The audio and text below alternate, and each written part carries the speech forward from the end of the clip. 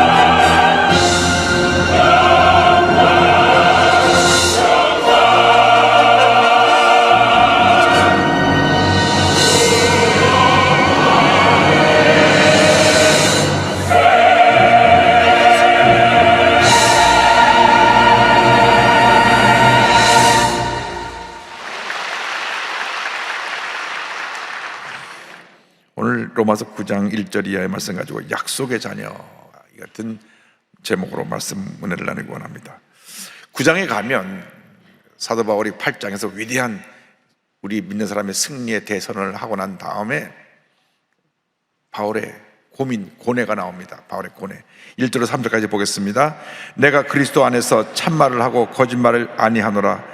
나에게 큰 근심이 있는 것과 마음에 그치지 않는 고통이 있는 것을 내 양심이 성령 안에서 나와 더불어 증언하노니, 나의 형제 곧 고륙의 친척을 위하여 내 자신이 저주를 받아 그리스도에게서 끊어질지라도 원하는 바로라. 사도 바울이 그 마음가운데 큰 근심과 고통이 있다고 얘기를 합니다. 그것은 자기 동족 이스라엘을 향한 깊은 고뇌입니다. 왜냐하면 구원의 역사가 예수를 통해서 이미 다 완성이 되었거든요.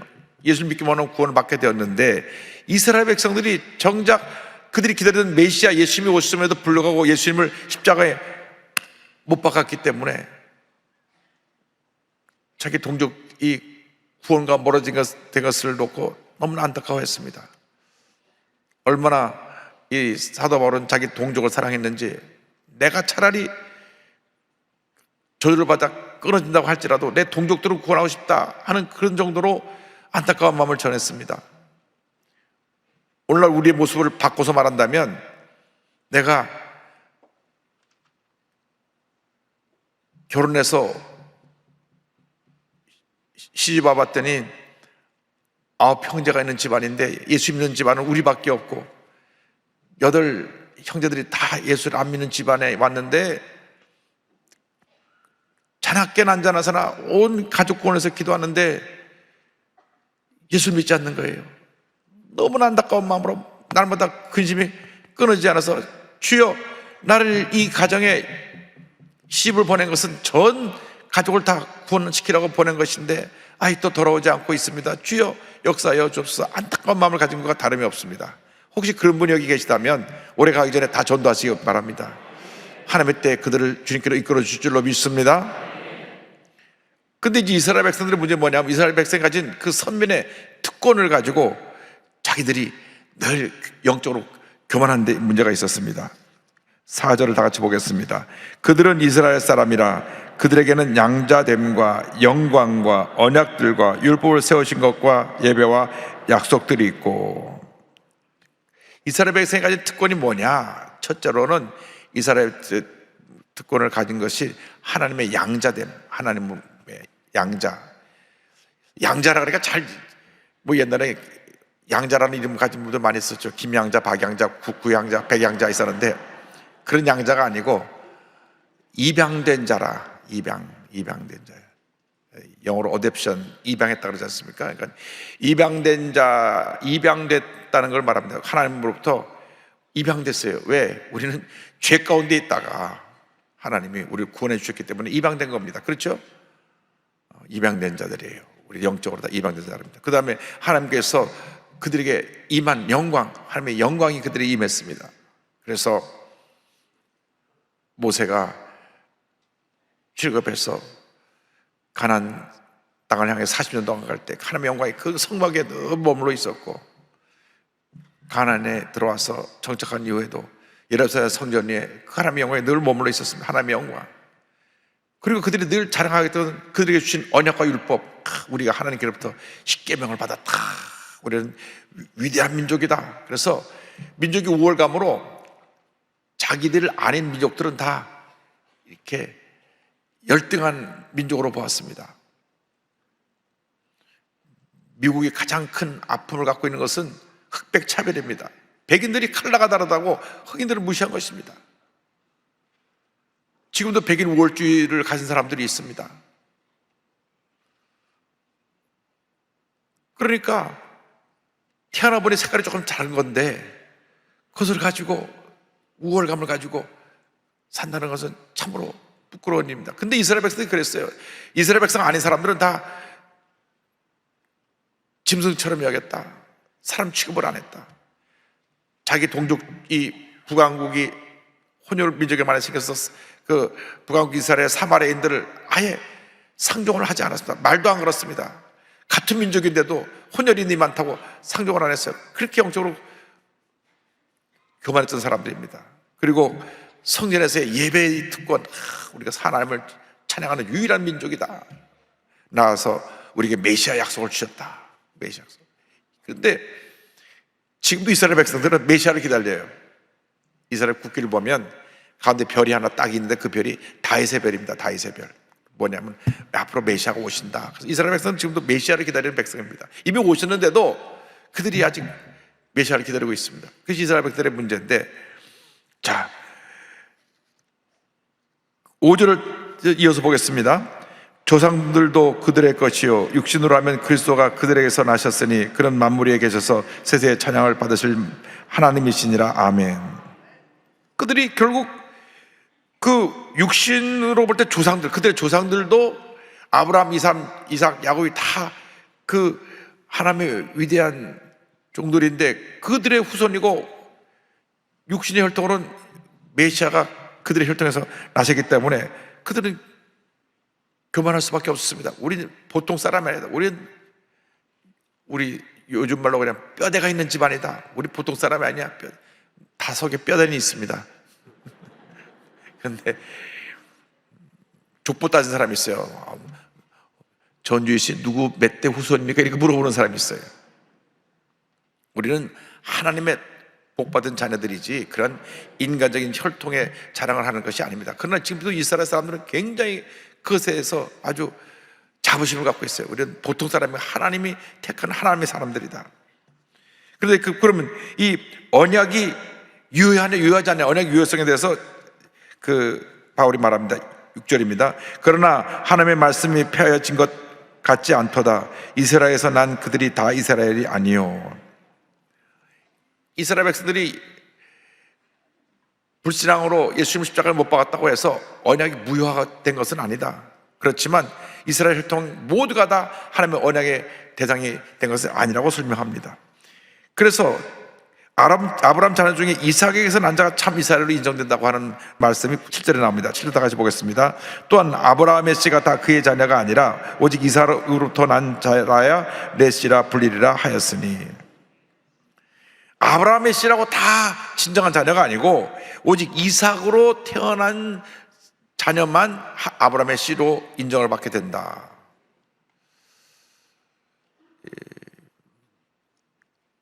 사실 어떻게 보면 아브라함이 이삭보다 이스마엘을 먼저 낳고 이스마엘을 낳고 이삭을 낳았는데도 불구하고 하나님은 이삭만 인정했어요.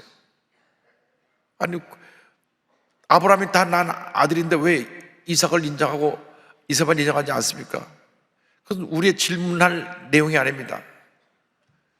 여기 컵이 있는데 왜 나를 컵으로 만들었습니까? 나를 접시로 만들지 않고. 이 컵이 항의할 수가 없어요. 만들 때 이 컵으로 만들어서 컵을 만든 겁니다. 그것은 하나님의 결정적인 주권이고 선택입니다. 하나님의 선택 결정에 대해서 우리가 뭐라고 말할 수 없어요. 태어나 보니까 아들이고 태어나 보니까 딸인데 왜 나를 딸로 낳으셨나요? 왜 나를 아들로 낳으셨나요? 이렇게 얘기해봐야 의미가 없는 거예요. 태어나니까 그렇게 된 건데요, 자기 의지로 아들, 딸이 될 수 있는 게 아닙니다. 그러니까 하나님의 역사에 대해서 우리가 뭐라고 토를 할 수가 없는데, 하나님은 아브라함 자손 중에서 약속의 자녀를 택하셨다. 8절입니다. 곧 육신의 자녀가 하나님의 자녀가 아니요 오직 약속의 자녀가 씨로 여김을 받느니라. 육신을 따라 난 자녀가 하나님의 자녀가 아니라 약속을 따라 난 자녀가 인정받게 된다. 여러분, 우리가 참 여기서 참으로 감사한 것은 우리는 하나님의 약속을 따라서 예수를 믿음으로 하나님의 자녀가 되었습니다. 복받은 하나님의 자녀가 되었습니다. 그것은 일생일대의 축복이고 기적이고 은혜인 것입니다. 나 같은 죄인이 구원받은 하나님의 자녀가 되었으니 이 같은 축복이 어디 있습니까?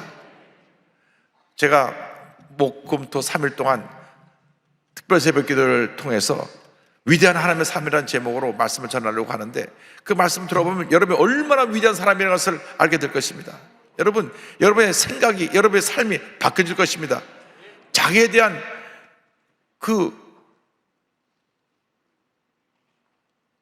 자화상이 너무나 부끄러운 모습이기 때문에 우리가 성공하지 못하는 것입니다. 우리는 위대한 사람들입니다. 난 별 볼 일 없는 존재야 라고 말하는 사람은 잘못된 것입니다. 하나님이 우리를 위대한 하나님의 자녀로 부르셨는데, 별 볼 없는 존재라는 것은 예수를 믿지 않는 사람들이, 실패한 사람들이 하는 소리고, 우리는 예수 믿는 사람, 하나님의 복받은 자녀이기 때문에 위대한 하나님의 약속의 자녀들이다. 이 약속은 하나님의 약속의 말씀에 근거된 것인데, 창세기 18장 10절 14절 이 말씀이 있습니다. 그가 이르시되 내년 이맘때 내가 반드시 내게로 돌아오리니 내 안에 사라에게 아들이 있으리라 하시니. 9절부터 먼저 읽고 진행하겠습니다. 약속의 말씀이 이것이니 명년 이때 내가 이르리니 사라에게 아들이 있으리라 하심이라. 이 말씀을 하신 이 말씀이 언약이 됐는데, 창세기 18장 10절 14절입니다. 그가 이르시되 내가 내년 이맘때 내가 반드시 내게로 돌아오리니 내 안에 사라에게 아들이 있으리라 하시니, 사라가 그 뒤 장막문에서 들었더라. 야곱께 능하지 못한 일이 있겠느냐? 기한이 이를 때 내가 내게로 돌아오리니 사라에게 아들이 있으리라. 이때 아브라함의 나이가 99세, 사라의 나이가 89세입니다. 내년 이맘때쯤 아들이 있을 것이다. 사라가 뒤에서 웃었습니다. 아이, 내가 지금 89세인데 영감님이 99세인데 무슨 아이를 낳아요? 그런데 이 언약의 약속대로 100세에, 사라의 90세에 하나님께서 아들을 주셨습니다. 할렐루야. 약속의 아들, 약속의 아들. 하나님의 약속은 이루어집니다. 우리를 그렇게 위대한 하나님의 자녀로 부르셨기 때문에 우리 삶 가운데 위대한 하나님의 역사가 나타나는 것입니다. 그래서 그리고 이것은 계속 이어져 나가는데 아브라함에게서 이삭을 택하시고 이삭에게서 그 다음 야곱을 택하십니다. 이삭의 자녀 중 야곱이 선택되어 이스라엘의 계보를 이어갑니다. 10절입니다. 그뿐 아니라 또한 리브가가 우리 조상 이삭 한 사람으로 말미암아 임신하였는데, 리브가가 쌍둥이를 임신합니다. 쌍둥이를 임신했는데 쌍둥이 임신에도 똑같은 결과가 나타납니다. 분명히 쌍둥이가 둘이 태어나잖아요. 둘이. 그래서 서로 먼저 타려고 막 밀고 땡기고 하다가 에서가 먼저 나오고 야곱은 그 발꿈치를 잡고 뒤에서 따라 나왔습니다. 야곱이 둘째로 나왔습니다. 왜? 장자권의 축복이 굉장히 크기 때문에 먼저 나와서 장자권의 축복을 받으려고 뱃속에부터 싸웠어요. 참 이스라엘 사람들은 대단한 사람들입니다. 그런데 하나님은 애가 태어날 때부터 둘째를 택하기로 결정을 하셨던 거예요. 11절 12절입니다. 그 자식들이 아직 나지도 아니하고 무슨 선이나 악을 행하지 아니한 때에 택하심을 따라 되는 하나님의 뜻이 행위로 말미암지 않고 오직 부르시는 이로 말미암아 서게 하려 하사 리브가에게 이르시되 큰 자가 어린 자를 섬기리라 하셨나니. 아직 태어나지도 않았습니다. 아이들이 선과 악을 행한 적도 없으며 태어나기 전에 선과 악을 행할 일도 없는데 하나님의 선택, 절대 주권에 의해서 작은 자, 동생을 선택해서 큰 자, 형이 동생을 섬기도록 만들어 놓은 것입니다. 하나님의 절대 주권을 계속해서 강조하고 있습니다. 창세기 25장 23절 이런 말씀이 나옵니다. 야곱께서 그에게 이르시되 두 국민이 내 태중에 있구나. 두 민족이 내 복중에서 나누이리라. 이 족속이 저 족속보다 강하겠고 큰 자가 어린 자를 섬기리라 하셨더라. 그래서 이 큰 자는 첫째 아들 에서를 말하고 작은 자는 야곱인데 에서가 야곱을 섬기겠다고 말합니다. 13절 다 같이 보겠습니다. 기록된 바 내가 야곱은 사랑하고 에서는 미워하였다 하신과 같으니라. 그래서 하나님이 약속에 대한 택한 자녀 아브라함, 그 다음에 이삭, 야곱을 일방적으로 사랑하시고 그를 하나님의 약속의 자녀로 삼으시고 에서와 그의 후손 에돔은 미워하셨다 그렇게 돼 있는데 미워했다는 말이 아니고 원어를 가보면 덜 사랑하셨다 이렇게 돼 있습니다. 그래서 말라기 1장 2절 3절에 그 말씀이 나오는데요. 야훼께서 이르시되 내가 너희를 사랑하였노라 하나 너희는 이르기를 주께서 어떻게 우리를 사랑하셨나이까 하는도다. 나외가 말하노라 에서는 야곱의 형이 아니냐. 그러나 내가 야곱을 사랑하였고 에서는 미워하였으며 그러니까 덜 사랑하였으며 그의 산들을 황폐하게 하였고 그의 산업을 광야의 이리들에게 넘겼느니라. 하나님이 더 사랑하는 사람이 있었어요. 야곱이 인간적으로 볼 땐 참 간교하고 아버지도 속이고 또 외삼촌하고도 갈등이 있고 문제가 많았어요. 그러나 하나님이 야곱을 택하신 것입니다. 마지막에 물론 야곱을 하나님의 사람으로 쓰시기 위해서 야프곽 나루토에서 그의 환도뼈를 쳐서 부서뜨려 가지고 평생 다리를 절게 만들었습니다. 야곱이 다리를 저는 장애인이 되었을 때 위대한 하나님의 사람으로 완전히 변화가 된 것입니다. 택함은 만선이 이미 택함을 받았는데 환도뼈가 부러지고 난 다음에 와장창 허리뼈가 부러져서 저를 걷지 못하고 다리를 절게 되었을 때 위대한 하나님의 사람이 되었습니다. 여러분, 하나님이 우리를 일방적으로 택하였지만 우리 하나님께 쓰임 받으려면 우리가 깨어져야 됩니다. 낮아져야 됩니다. 와장창 깨어질 때 하나님이 위대한 사람으로 우리를 높여주시는 것입니다. 하나님의 절대 주권에 대해서 14절 말씀합니다. 14절 보겠습니다. 그런즉 우리가 무슨 말을 하리요? 하나님께 불의가 있느냐? 그럴 수 없느니라. 하나님의 절대 주권에 대해서 인간은 아무 말도 할 것이 없습니다. 15절입니다. 모세에게 이르시되 내가 긍휼히 여길 자를 긍휼히 여기고 불쌍히 여길 자를 불쌍히 여기리라 하셨으니, 하나님 앞에서 불쌍히 여기는 받을 자가 있습니다. 하나님 앞에서 불쌍히 여기는 받을 자가 있어요. 자, 출애굽기 33장 19절로 20절에 이 같은 말씀이 나옵니다. 여호와께서 이르시되 내가 내 모든 선한 것을 내 앞으로 지나가게 하고 여호와의 이름을 내 앞에 선포하리라. 나는 은혜 베풀 자에게 은혜를 베풀고 긍휼히 여길 자에게 긍휼을 베푸느니라. 또 이르시되 내가 내 얼굴을 보지 못하리니 나를 보고 살 자가 없음이니라. 중요한 것은 하나님 앞에 내가 어떻게 보여주고 있다는 것입니다. 하나님이 불쌍히 여길 사람 불쌍히 보시고, 불쌍히 보지 않은 사람 불쌍히 보지 않는데, 우리가 하나님 앞에 불쌍히 여김을 받을 때 하나님 앞에 위대하게 쓰임을 받을 수가 있습니다. 출애굽할 때 애굽왕 바로는 마음을 더 악하게 만들어서 이스라엘 백성들을 내보낼 때 이스라엘 백성들이 하나님을 전적으로 의지하게 하시는데 도구로 사용하셨고, 이스라엘 백성은 불쌍히 여겨서 43년 종살이하던 자들에서 구원해냈습니다. 그러므로 우리가 일생 살아온 동안 주님, 나를 불쌍히 여겨 주옵소서. 사람들이 나를 어떻게 보는 건 중요한 것이 아닙니다. 여러분, 사람들이 나를 알아주고 안 알아주고 너무 그런 데 신경 쓰지 마세요. 난 누가 뭐라 어떻게 하나 그래가지고 뭐 말하고, 누가 뭐라 한마디 하면 뭐 짜차가 뭐 쫓아가서 따지고 그러지 말고, 그 시간에 성경 보고 그 시간에 기도하세요. 그 시간이 그렇게 남아요? 그렇게 남아 돌아가요? 맨날 그럼 남이 무슨 말 하나 거기만 끼우려고, 누가 뭐라 카더라 방송에 빠져가지고 당신 언제 뭐라고 그때인데 사시자고, 그런 거 하지 말고. 그런 일을 하는 사람들은 하나님이 심판하실 거고 벌을 주실 테니까 우리는 기도하고 말씀 보고 하나님께 불쌍히 여김을 받고 하나님께 인정을 받고 하나님께 칭찬받고 하나님께 쓰임받고 위대한 하나님의 사람으로 하나님 역사를 이루기를 바랍니다. 16절 다 같이 보겠습니다. 그런즉 원하는 자로 말미암음도 아니요 다른 박질하는 자로 말미암음도 아니요 오직 긍휼히 여기시는 하나님으로 말미암음이니라. 그러니까 하나님의 선택은 인간의 어떤 노력이나 인간의 바램으로 되는 게 아니라 하나님의 긍휼하심에 의해서 우리가 택함을 받았다. 내가 아무리 애쓰고 노력해서 하나님이 날 인정하신 게 아니라 하나님이 날 인정하셨기 때문에 내가 하나님 앞에, 주님 앞에 더 낮아진 모습으로 나아가게 되는 것입니다. 17절입니다. 성경이 바로에게 이르시되 내가 이 일을 위하여 너를 세웠으니 곧 너로 말미암아 내 능력을 보이고 내 이름이 온 땅에 전파되게 하려 함이라 하셨으니, 애굽왕 바로를 통해서 하나님의 능력을 나타내고 그 이름을 온 땅에 전파하게 하셨는데, 애굽왕 바로도 하나님의 쓰임을 받긴 받았어요.